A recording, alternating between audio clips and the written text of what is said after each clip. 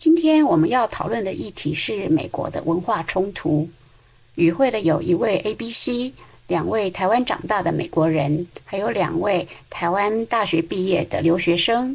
讨论到了种族、性别、年龄的歧视，还有亚洲食物的刻板印象，以及台湾的开车模式。从你们读书的过程，你们2个不是读美国学校吗？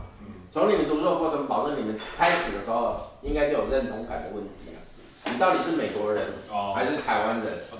你刚开始一定这个在你的内心就已经会产生很大的冲击，认同的问题。对啊，就是一个 you don't belong anywhere， 就是你没有归属。没有归属。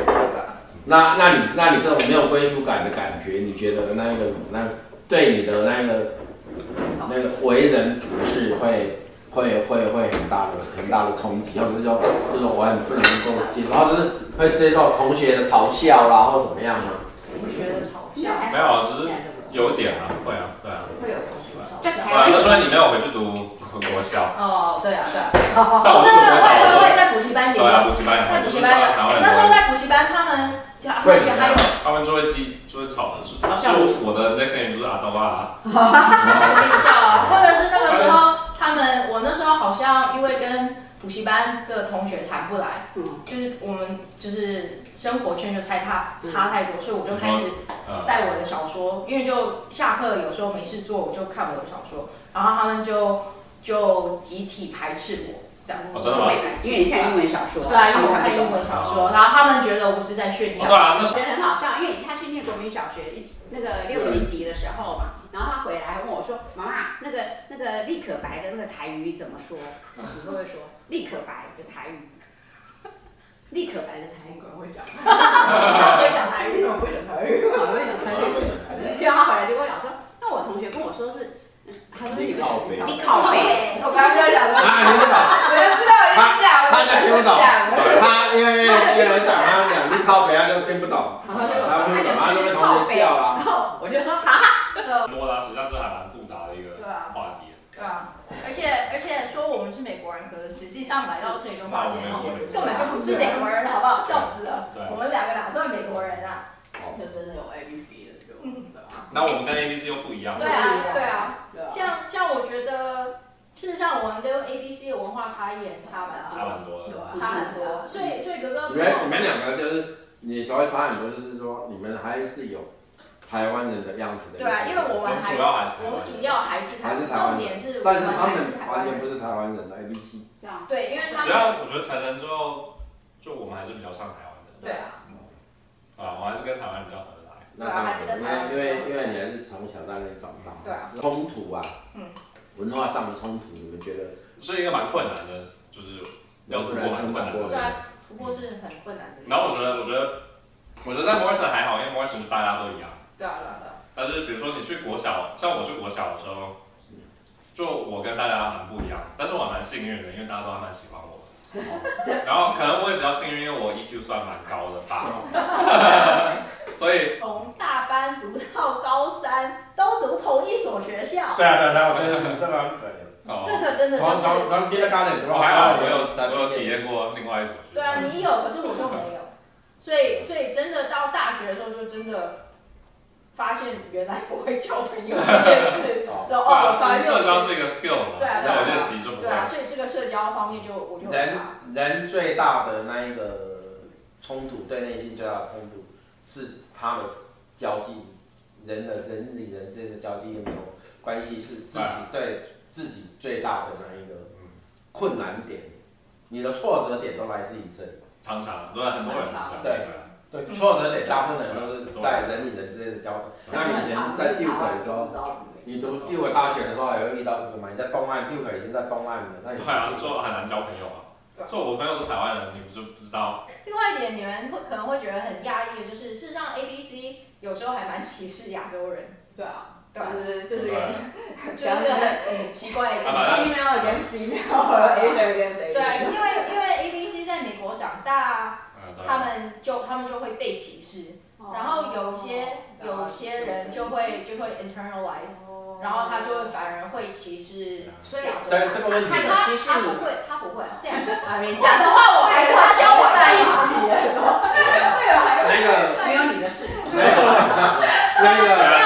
American-born Chinese 是指在美国出生受教育的中国人。让我的印象就是让我觉得他就是想要成为白人。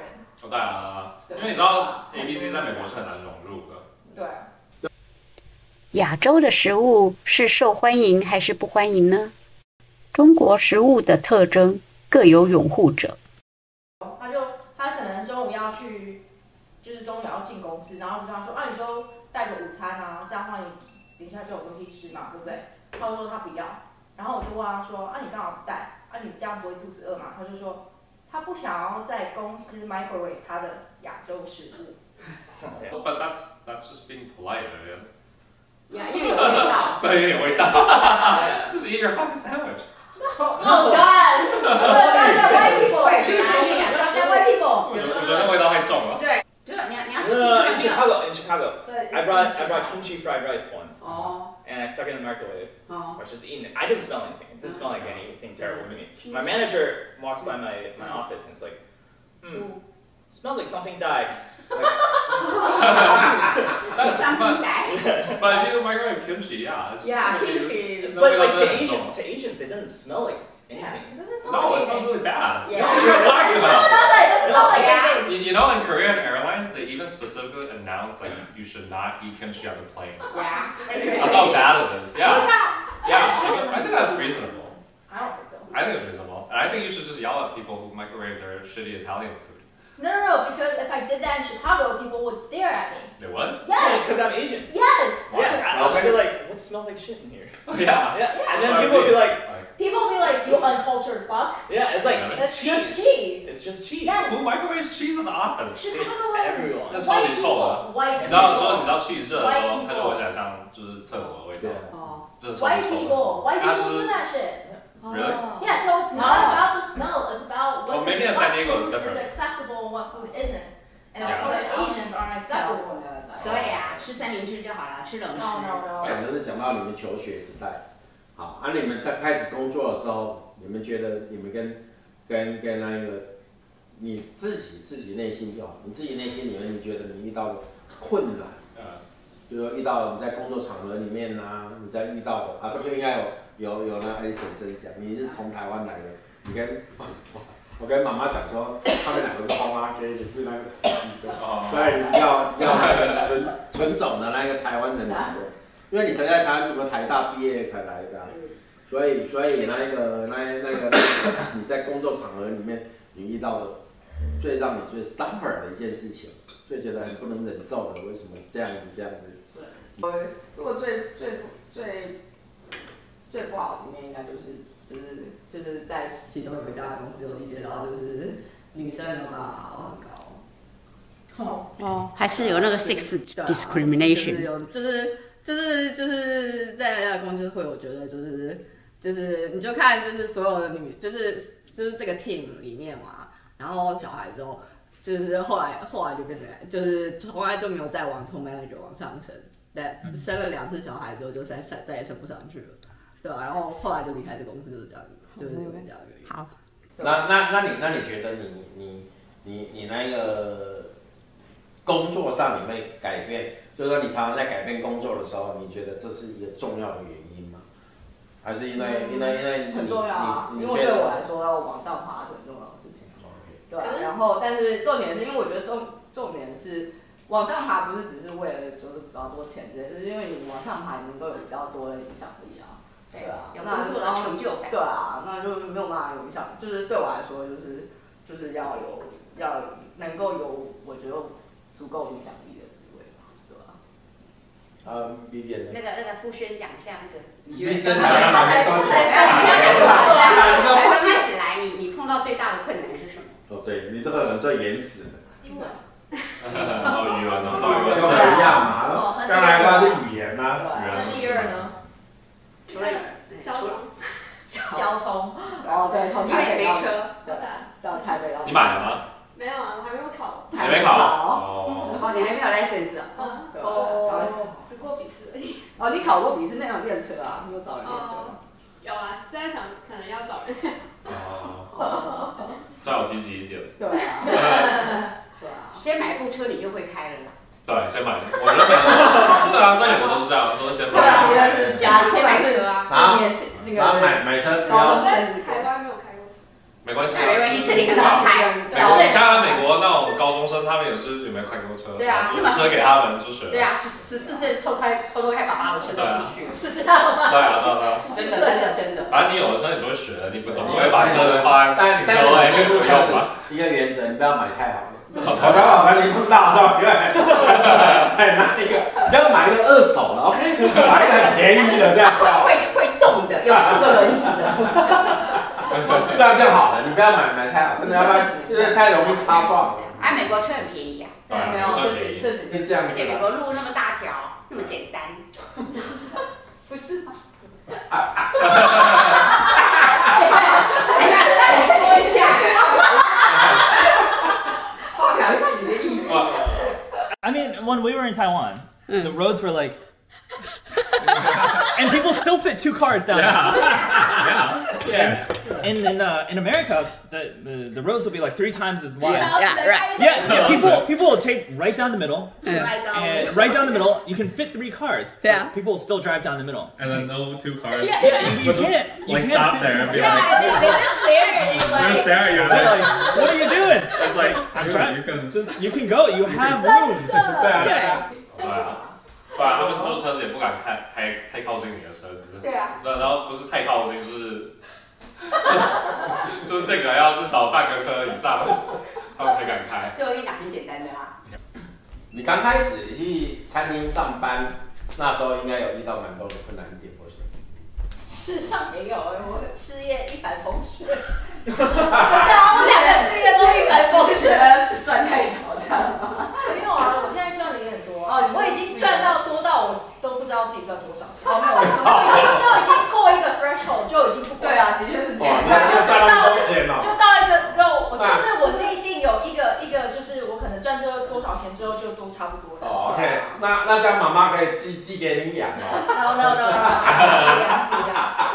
养别人那个 threshold 要双倍。对啊，养别人 threshold 要很多了。没有，3倍。妈妈也都财产的，你忘记3倍。对啊，可是如果是讲事业的话，就是在选职业或者在选公司，或者在之前在餐厅工作，就是要选厨师的时候就要很小心，就真的就是厨师是你的老板的意思？对，老板，就是你要选地方工作的时候，就是我觉得我大概会付出比别人多一点努力 ，to make sure 这个职场真的是适合，就是可以让我有发展。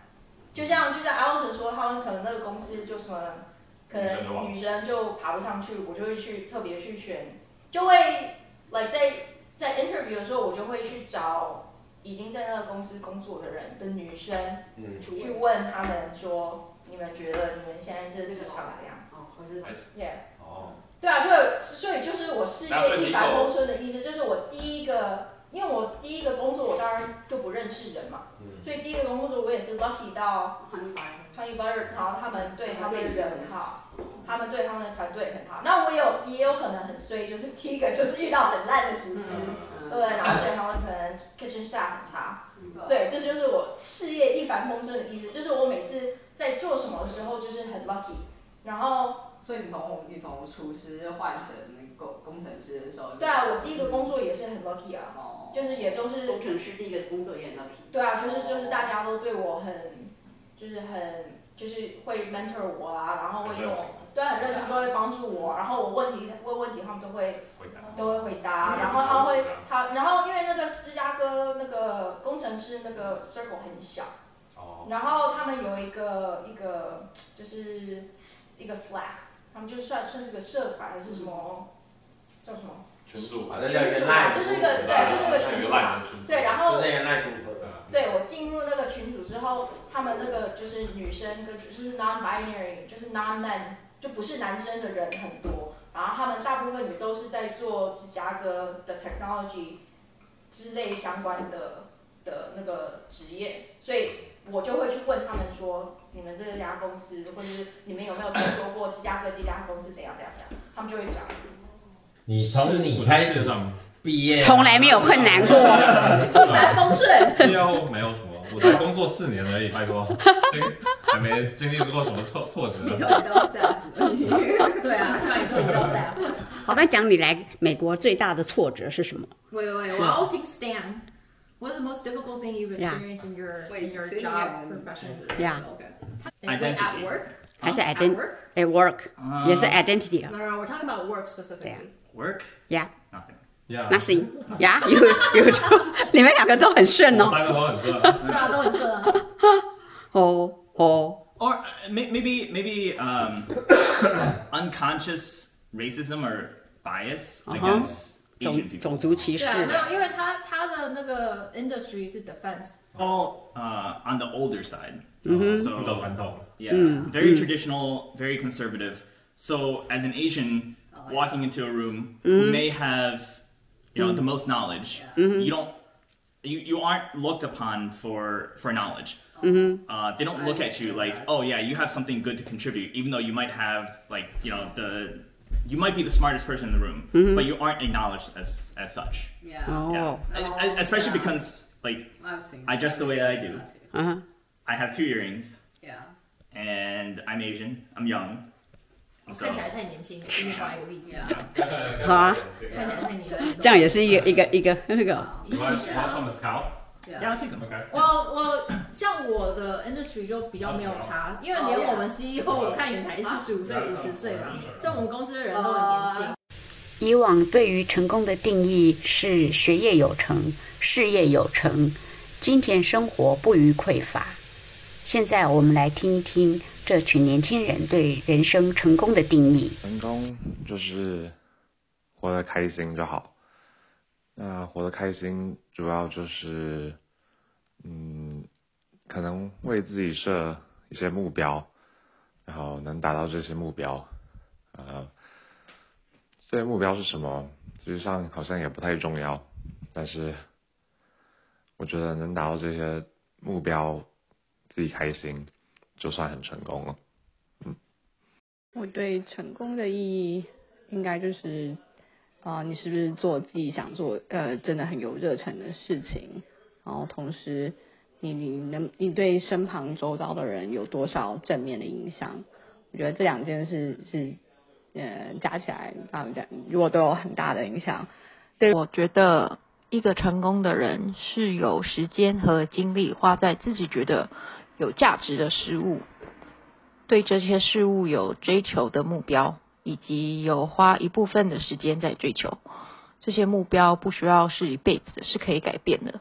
可是我觉得改变前最好是要有一些成果。I think the definition of success for me is the ability to support a lifestyle that I want, to do the things that I want at the frequency that I would like to do them. 好来，新年快乐！干杯！每个年纪对成功的定义是不一样的，你的成功定义是什么呢？